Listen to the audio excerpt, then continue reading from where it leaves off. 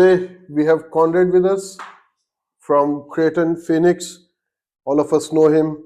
Conrad Ballecer is the dynamic superstar of robotic hernia surgery in the world. And welcome, Conrad. Thanks for coming to this Mentor's Cut. Yeah, thank you for the invitation. It's always fun talking with friends, and yeah, Yeah, I love doing and this. who better than you to tell your story? So all of us look up to you as someone who actually started this robotic revolution in hernias and pushed up intuitive share prices a lot. So how you really started? Like, why did you want to become a doctor, or how did you become a doctor, or did you always wanted to become a doctor? Tell us about I this. always wanted to become a doctor. I was grown up in a family of doctors. My dad was a doctor. All my uncles were doctors. My mom was a nurse, so it really came easily. Okay. I remember when my dad would come home, he would bring home some surgical tools. And when I was like 5, 6 years old, I would take my stuffed animals, I would cut them up, and I would suture them back Wow. together. So I was always fascinated with surgery, with the medical field, and it was kind of a somewhat of a natural transition, albeit a very difficult one to achieve. All right. So after your college, like you directly went to med school, or how was the journey?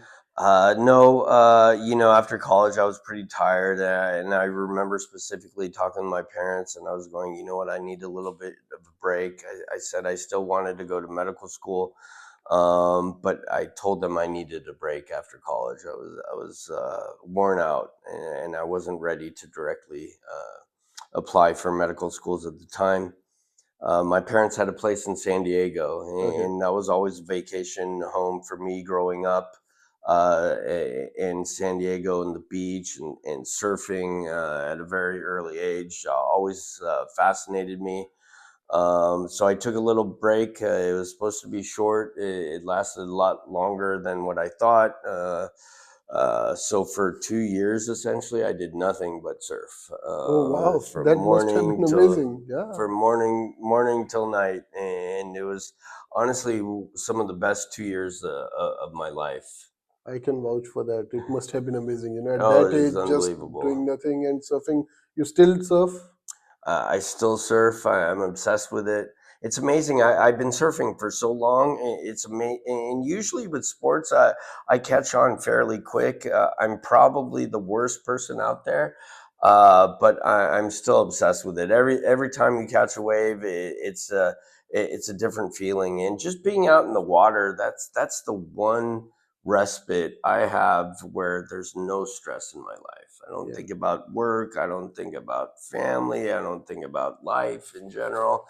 It's kind of the one place that I could just be almost by myself. Wonderful. What do you think you do better, surfing or robotic surgery? Oh my God. Yeah. I'm hoping robotic surgery because I'm not a very impressive surfer, even though I've been doing it for such a long And time. nobody calls you to take talks on surfing, huh? That's why you No, think no, robotics? no, no one is asking me to teach them how to surf. Although, if it wasn't being a physician, being a professional surfer was kind of my dream. Wonderful. So, did you always want to become a surgeon when you went to the medical school? Yeah, there was really no other field. Okay. And that was part of the problem. It was difficult for me getting into medical school. I didn't have the best grades coming out of the college. I didn't have the best test scores. Um, and when I finally got into medical school, I couldn't get into U.S. medical school. They wouldn't. Oh, They wouldn't accept me after multiple attempts. So I applied to a foreign medical school. I always joke I went to the Harvard of the Caribbean. A lot of people made fun of me saying it's Club Med over there. It's right on the beach, a beautiful island.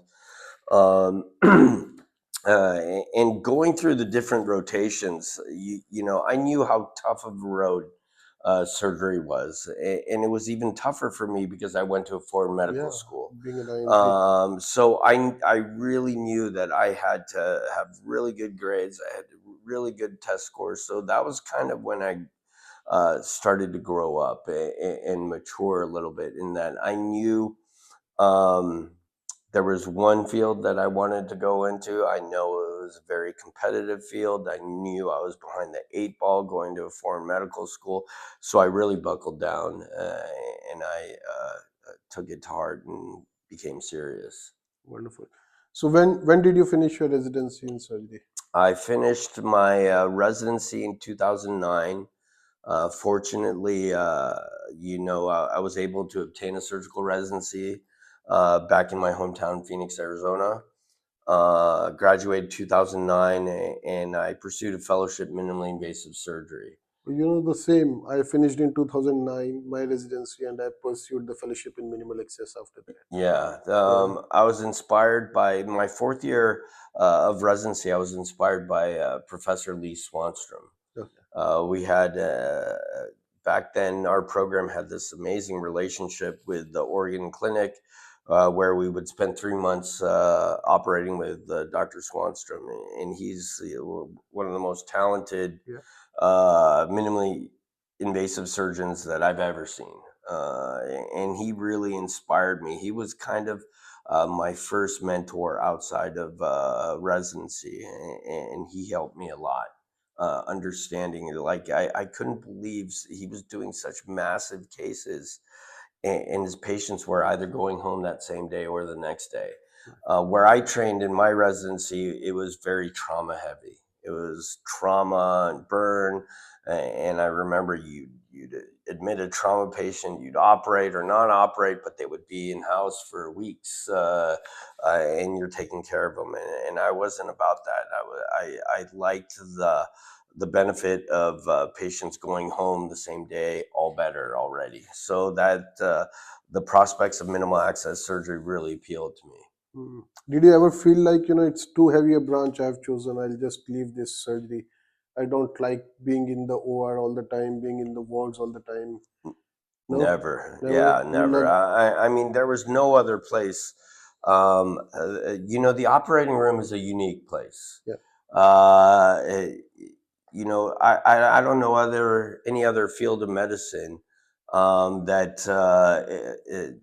similar that is similar than the milieu of the operating room theater.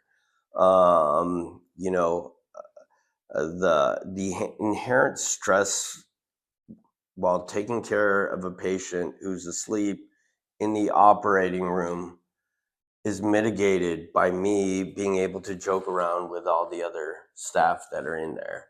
And I really enjoy that. Yeah. I like having fun with other people.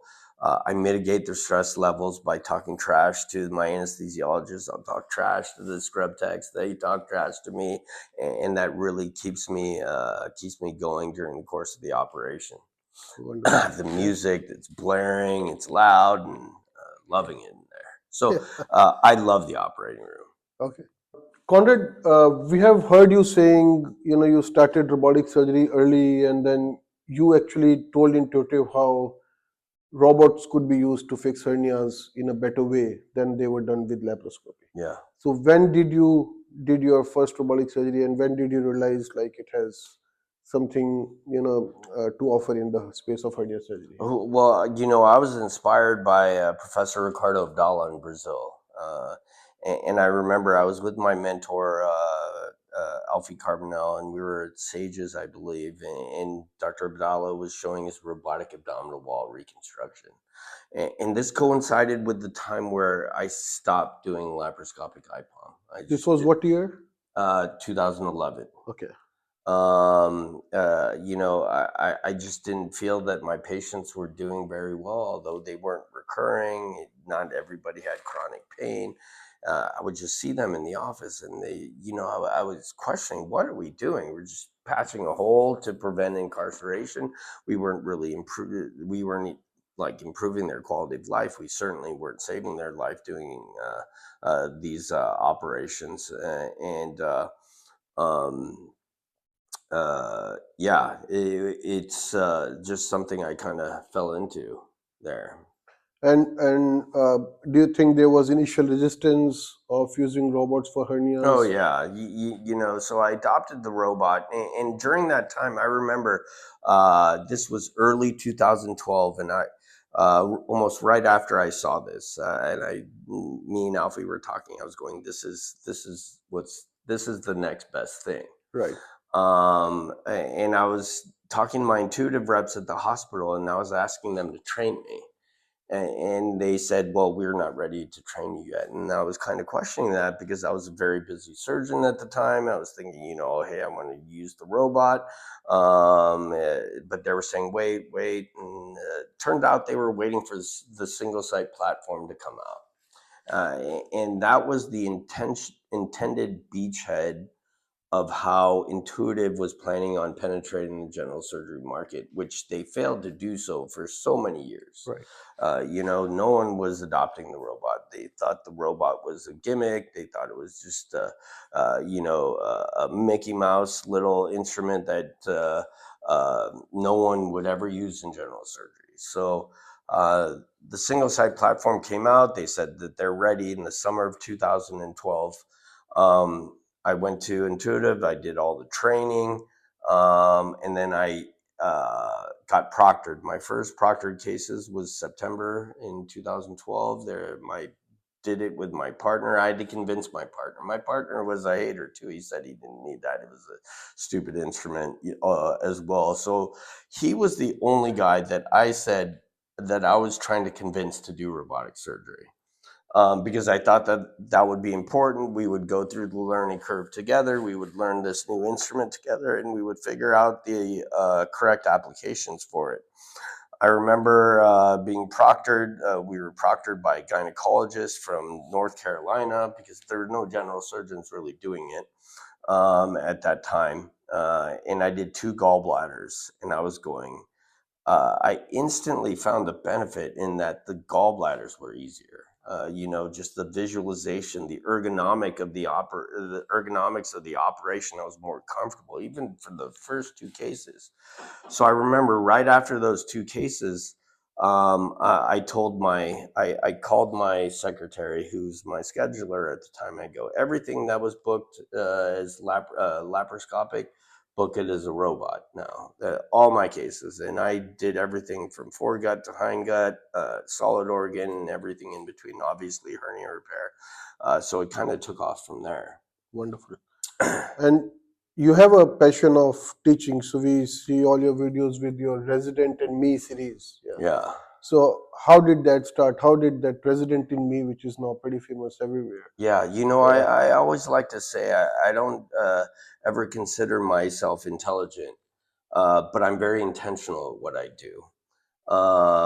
In 2019, that's when I was approached by my future partner, Thomas Gillespie, and he was saying, I think it's time for you to go into academic surgery. Prior to that, I was private practice. I would get residents every once in a while, but it was never a consistent thing. And at that time, the paradigm was the robot was still very slow to adopt, especially in the academic world back in 2019. And in the academic world, you would have their surgeons reserve those cases for reserve robotic cases for the most difficult ones. So they wouldn't do too many. The problem being the residents were losing those cases, right? Because the attending wasn't past their learning curve. So those residents were relegated to being bedside assist. And I was looking at that and I was going, you are really hurting your residents in that they would have been doing these cases either laparoscopic or open, and now they're just exchanging instruments as junior and senior residents. And I was going, that's not fair. So I decided when I started at Dignity Health Creighton University, I said, okay, I'm going to prove to everybody that residents can operate on the robot. Which is came up with that idea. I was already releasing videos well prior to that.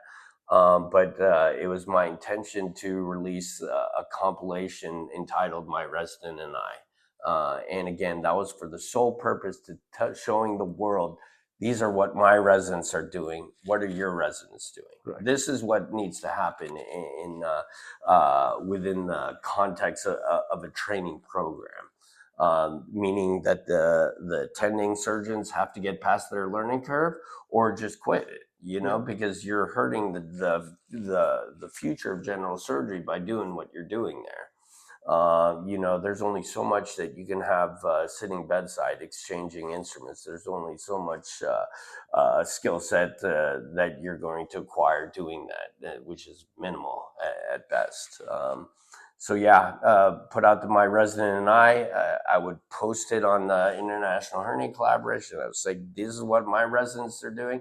And then I was questioning everybody else. What are your residents doing? Yeah. So to really try to get the ball rolling in that realm. I think you have actually got across that message very well, and everyone now tries to follow you in terms of teaching, training. So it is also an infectious thing how you spread knowledge. Yeah. So it's amazing, and you have a huge fan following everywhere, not just in US. So, uh, and I'm sure you must have traveled a lot across the world to help train people. So how much you think, like, you have traveled to Proctor to train people, to take lectures, to participate in conferences, to do workshops. How how you have taken out time out of your family and practice to do that, and how much has it impacted you as a Yeah, person? that's a great question, and I've been blessed to be invited globally, not only in the United States but across the world, to teach it. And I was kind of telling a little bit about that story today in the conference. I knew I was putting out videos. I knew people would try to copycat videos and try to incorporate that in clinical practice. And I knew there would be a segment of patients that will probably be hurt by it. Like I was saying in my lecture today, with that power comes a lot of responsibility, and I wanted to make sure that people actually trained in this stuff. I made it my role at that time to be able to go out and teach it to everybody who wanted to learn. So if you invited me to because they wanted to learn, I would show you. Releasing video was never about like showing what I could do. It was always intentional. Like, so all my videos I narrate. So, prior to that, people would just release videos. They would speed it up like 5 times. It'd be very difficult to follow. I tried to slow that down a little bit just so the potential educational impact was maximized. Yeah. A big reason, back when I was in private practice, I was very busy. I would do upwards of 1,000 cases a year. I would start early in the morning. I would come home late at night, and I would tell my wife, there's only so many patients you can operate on, right? That's the potential impact is measurable and finite. Um, uh, because I can't be in multiple places at the same time. I can't be operating on multiple patients at the same time. So I was going, how can I maximize that impact factor? And that's when I was inspired by many of my mentors, and it was going, if you train one person, that person trains one other person. Those people train other people. That potential impact is immeasurable and Yes. infinite. So that's kind of been my driving force in how I teach. As a result, absolutely, there's a sacrifices. My family has had enormous sacrifices. When I'm gone, when I'm traveling, when I'm abroad. But one thing I promised them, all those important days, the big holidays, the birthdays, the soccer games, the gymnastic meets, I told them I was going to be there and be available for them. That's great. That's, I think, a wonderful commitment to the profession, and that's going to change how hernia surgery is practiced in the world.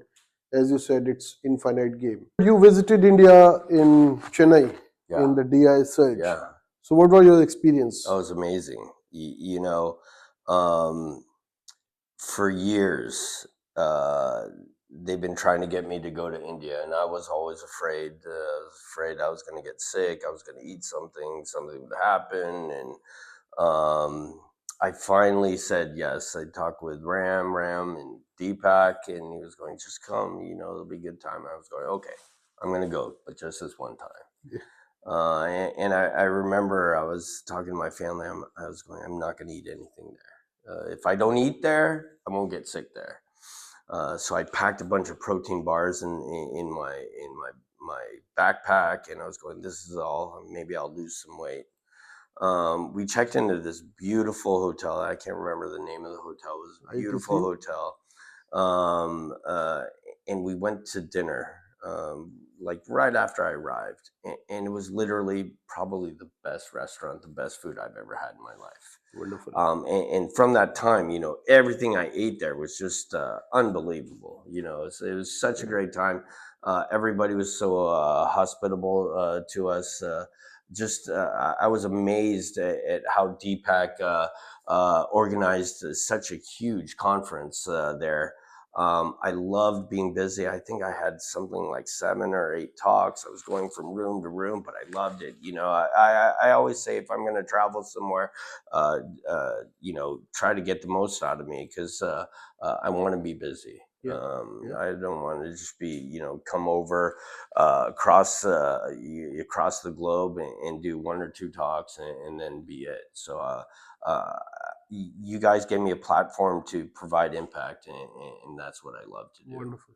So you did a robotic course there in Chennai, and you met a lot of robot surgeons across India. Yeah, You saw different robot platforms apart from the market leader, which are being used commercially there. yeah. So how do you see what is the impact or what is the direction where the Indian robotic scenario is going to? No, I mean I think it's great. The Indian surgeon is quite unique in that they're so passionate in what they do. Not only are they passionate in what they do, they're passionate to teach about it. So I really was very familiar with that type of passion.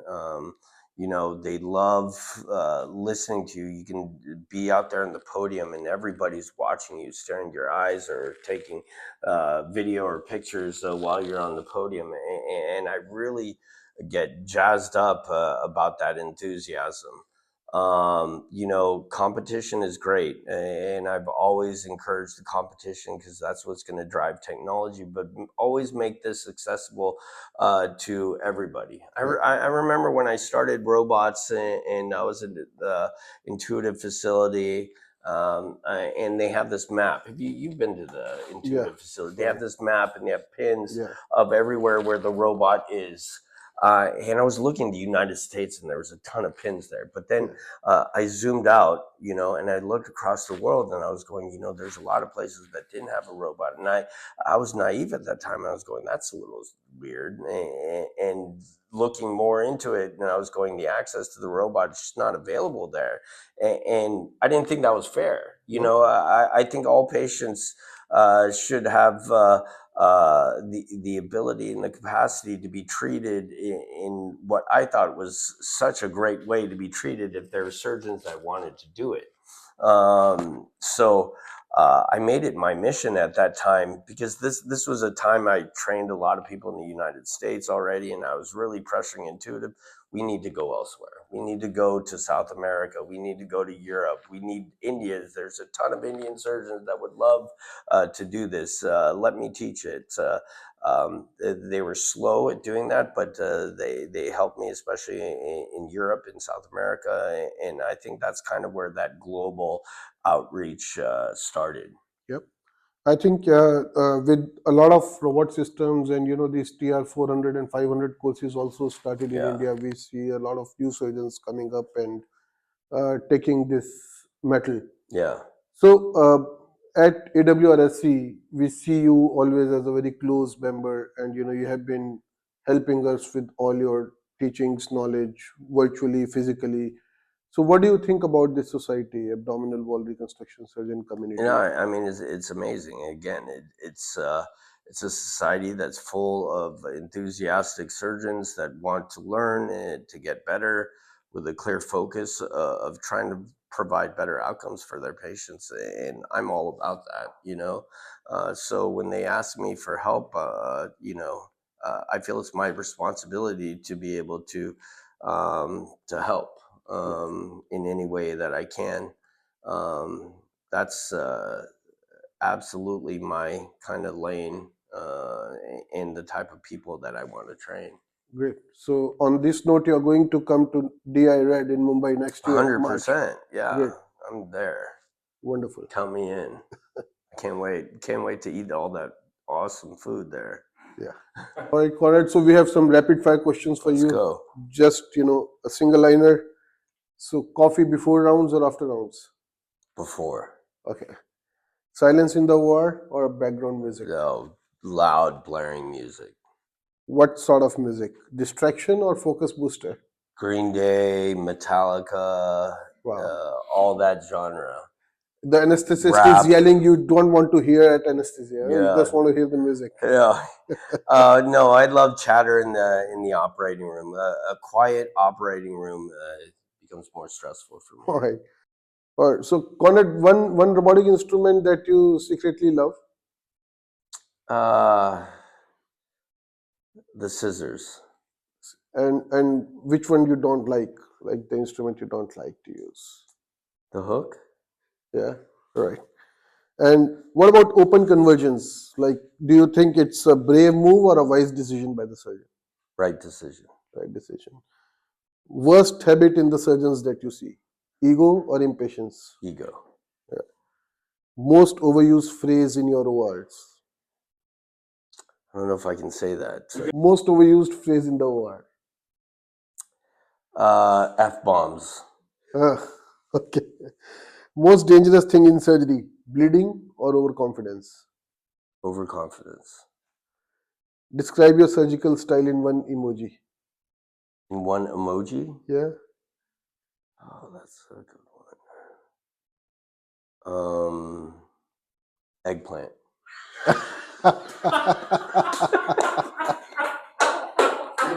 That's a good one. So, thank you, Conrad. Thanks. It was a wonderful interview, Yeah, and thank you so much for your time. Of course.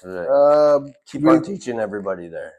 I love it. We'll keep on following you. Thank you. Thanks for your time. Thank you. Thank you.